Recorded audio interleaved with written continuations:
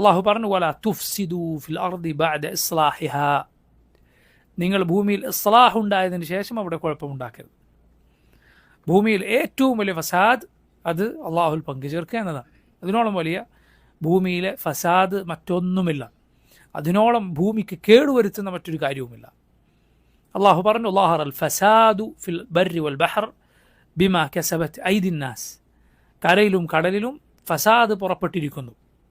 ബിമാ കസബത് ഐദിന്നാസ്, ജനങ്ങളുടെ കൈകൾ പ്രവർത്തിച്ചത് കാരണത്താൽ. എന്താണ് അതിൻ്റെ അർത്ഥം?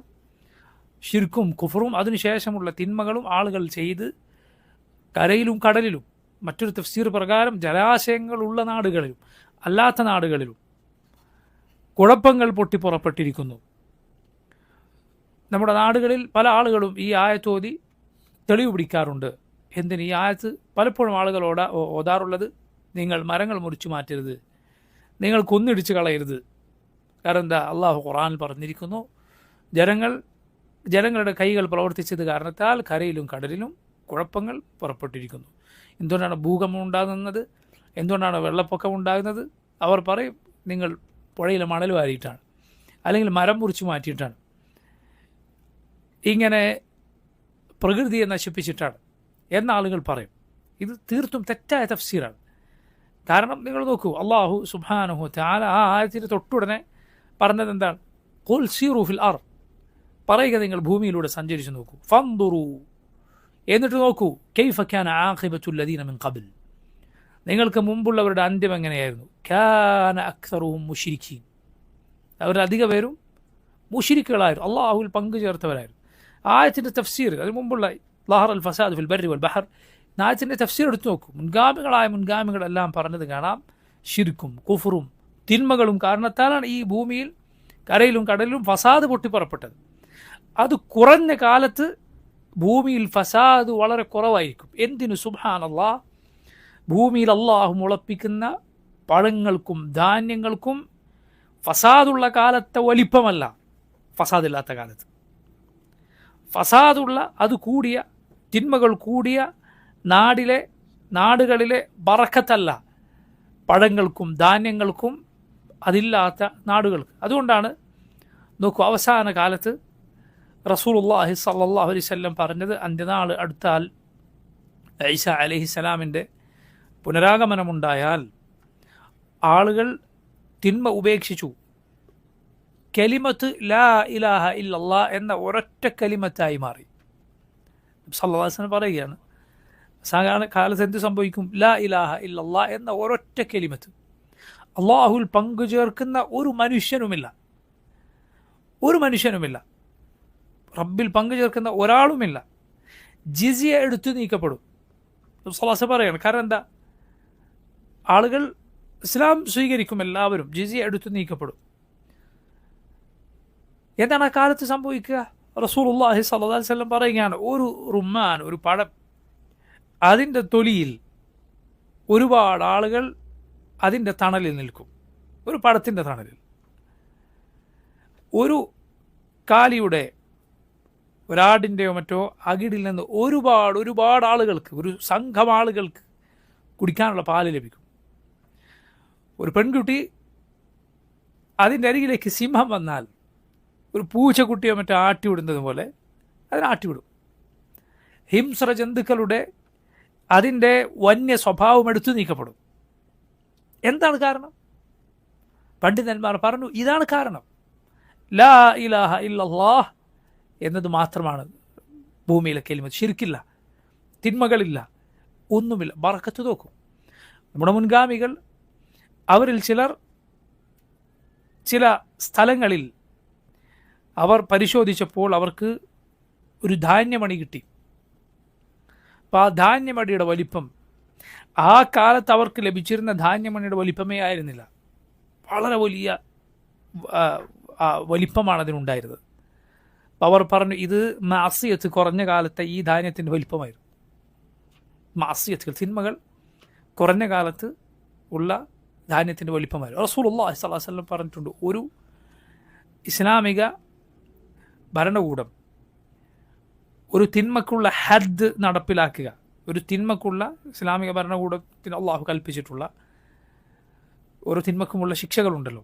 അങ്ങനെ ഒരു ഹദ് ഭൂമിയിൽ നടപ്പിലാക്കപ്പെടുകയാണ്. 40 ദിവസം മഴ പെയ്യുന്നതിനേക്കാൾ ഭൂമിക്ക് ഖൈർ. എന്താണ് അങ്ങനെ പറഞ്ഞതിൻ്റെ അർത്ഥം? ഹദീസാണ്.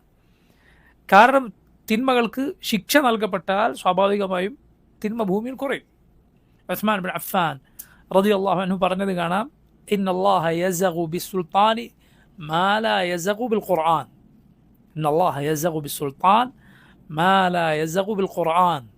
അള്ളാഹു ഖുർആൻ കൊണ്ട് തടയാത്തത് പലതും സുൽത്താനെ കൊണ്ട് തടയും. ഖുർആൻ കൊണ്ട് അള്ളാഹു തടയാത്തത് പലതും സുൽത്താനെ കൊണ്ട് അള്ളാഹു തടയും.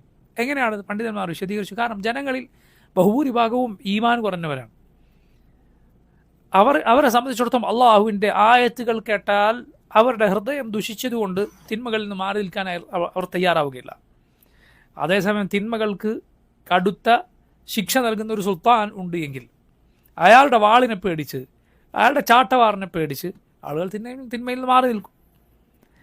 ശരി, തിന്മയിൽ നിന്ന് ആളുകൾ എന്തു പേടിച്ചു മാറി നിന്നാലും, തിന്മയിൽ നിന്ന് ആളുകൾ എന്തു പേടിച്ച് മാറി നിന്നാലും ശ്രദ്ധിക്കുക, തിന്മ കുറഞ്ഞാൽ അത് ഭൂമിക്ക് ഖൈറാണ്.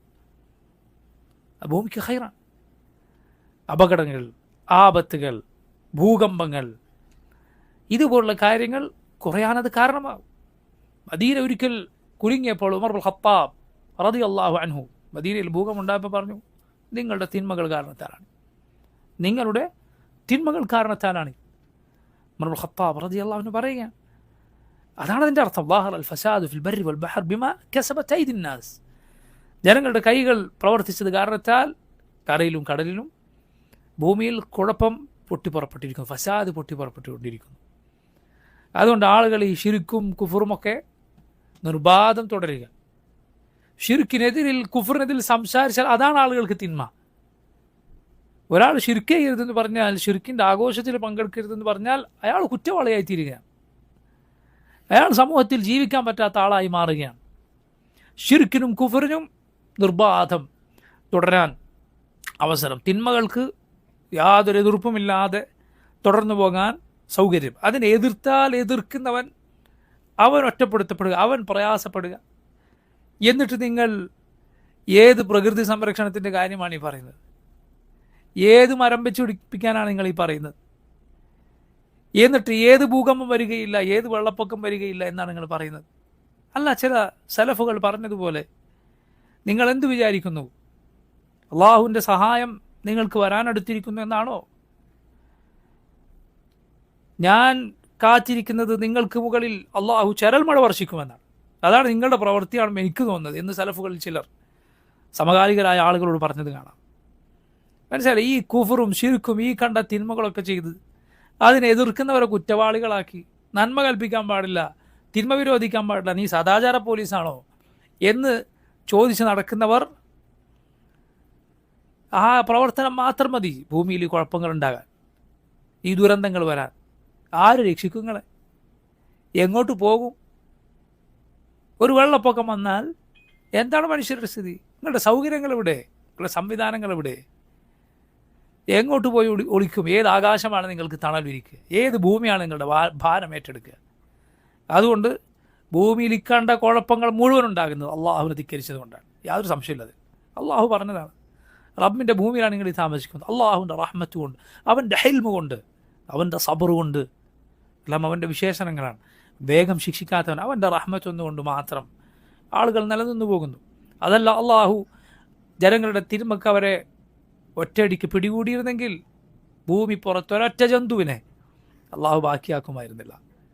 അപ്പോൾ ഇതാണ് ഭൂമിയിൽ ഫസാദ് ഉണ്ടാക്കുക എന്ന് പറഞ്ഞാൽ, തിന്മകൾ കൊണ്ട് ഭൂമിയിൽ ഫസാദ് ഉണ്ടാക്കുക. ശിർക്കും കുഫറും അതുപോലെ ജനങ്ങളോടുള്ള അതിക്രമങ്ങൾ ഫസാദാണ്. ഇത് ഫസാദാണ്. ശിർക്ക് പ്രചരിപ്പിക്കുക, തൗഹീദ് പ്രചരിപ്പിക്കാൻ തടസ്സം സൃഷ്ടിക്കുക ഫസാദാണ്. ഭൂമിയിലെ വലിയ ഫസാദുകളിൽ പെട്ടതാണ്. തൗഹീദ് പറയാൻ പാടില്ല, ശിർക്ക് അത് നിർബാധം പ്രചരിപ്പിക്കുക, തൗഹീദ് ദഅവത്തിന് തടസ്സങ്ങൾ സൃഷ്ടിക്കുക, ഭൂമിയിൽ ഉണ്ടാക്കുന്ന വലിയ ഫസാദുകളിൽ ഒന്നാണ്. ഭൂമിയിൽ ഉണ്ടാക്കുന്ന വലിയ ഫസാദുകളിൽ പെട്ടതാണ്. അതുകൊണ്ട് സഹോദരങ്ങളെ, ഭൂമിയിൽ കുഴപ്പം വരാതിരിക്കാൻ എന്ത് വേണം? നന്മ കൽപ്പിക്കണം, തിന്മ വിരോധിക്കണം, മിണ്ടാതിരിക്കാൻ പാടില്ല. സാധിക്കുന്നത് പോലെ